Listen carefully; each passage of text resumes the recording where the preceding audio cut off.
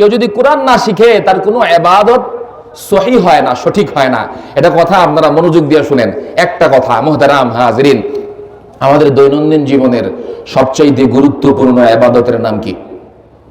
নামাজ। বলেন কি? এই নামাজ সহি হয় না যতক্ষণ পর্যন্ত এই নামাজের ভেতরে বিশুদ্ধ তেলাওয়াত না থাকে। কারণ তেলাওয়াত যার সহি নাই তার কোনো ইবাদত সহি না, নামাজও সহি না। আপনি যদি নামাজের ভেতরে বলেন আলহামদুলিল্লাহ, তাহলে এর অর্থ কি আসে জানেন? কখনো চিন্তা করছেন? কখনো ভাবছেন আলহামদুলিল্লাহ বললে কি হয়?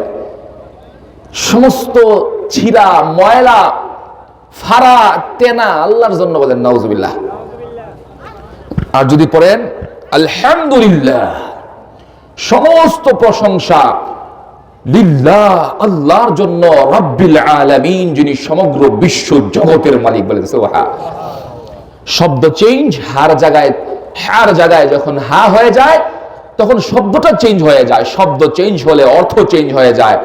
আর অর্থ বিকৃতিকারী তেলাওয়াতকে লাহনে জলি বলে। লাহনে জলি এটা সর্বসম্মতিক্রমে হারাম। হারাম তেলাওয়াত দিয়া নামাজ পড়লে নামাজের অবস্থা কেমন হবে? মুহতারাম হাজিরিন, আমরা যখন নামাজের ভেতরে অশুদ্ধ তেলাওয়াত করি তখন আমাদের সওয়াব তো দূরের কথা, কোরআন আমাদের বিরুদ্ধে আল্লাহর কাছে বিচার দেয়, অভিশাপ দেয়, লাআনত দেয়। রুব্বা কারিই ইয়াকরাউল কুরআনা ওয়াল কুরআনু ইয়ালআনুহু। এমন কিছু তেলাওয়াতকারী আছে, এমন কিছু কারি আছে যারা কোরআন তেলাওয়াত করে আর এই কোরআন তাদেরকে অভিশাপ দিতে থাকে। আছি না আমরা যে কোরআন 30, 40, 50 বছর হয়ে গেছে, এখনো পর্যন্ত কোরআনটা সে সহি করে নাই।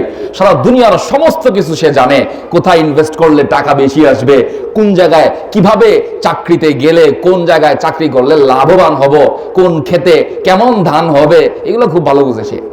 কিন্তু এতটা বছর হয়ে গেল এখনো পর্যন্ত কোরআনটা সহি হইল না। হায় হায়, দুঃখের কথা কি বলবো। আপনারা তো গ্রামগঞ্জের সরল মানুষ, ভালো মানুষ। শহরে যারা আছে সারা দুনিয়ায় ভাইজা গায়, সারা দুনিয়া ভাইজা খায়, সারা দুনিয়া ভাইজা চলে, এমন মানুষগুলাও কোরআন পারে না। কোটি কোটি টাকার মালিক আয়সা বলে হুজুর হজে যে যামো কোরআনে তো শিখি নাই, থাক হজে না যাই। হজে যাইতে চায় না কেন? বলে ভয় লাগে, কোরআনই তো পারি না, নামাজই তো পারি না। আফসোস।